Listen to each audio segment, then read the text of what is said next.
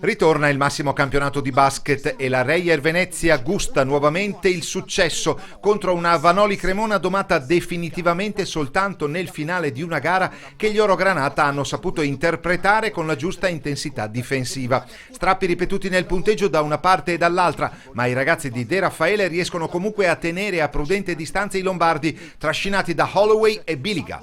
In un tagliercio non più stipato come nelle prime uscite stagionali, l'umana Reyer Venezia si sostiene sulla precisione di Figlioi e sull'efficacia di Haynes e De Jim, mentre McGee, pur in doppia cifra, non risulta decisivo.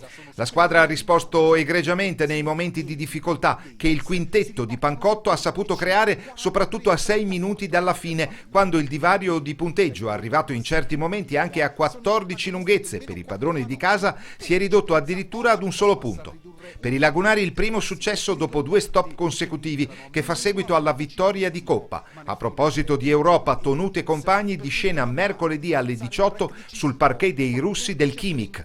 A completare la domenica non proprio felicissima dei quintetti triveneti, la sconfitta interna di Dolomite Trento piegata nel posticipo da una Reggio Emilia dove le stelle sono stati gli italiani. Aradori 26 punti, Cervi 20 e Della Valle 12. Tra i ragazzi di Buscaglia bene Lighty e Jefferson, però non sufficienti a riequilibrare una gara che i locali avevano a lungo condotto avanti nel punteggio.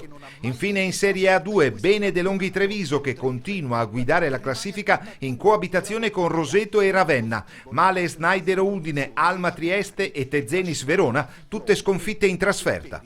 Salgono sul più 16 dopo 12 minuti con 34 punti.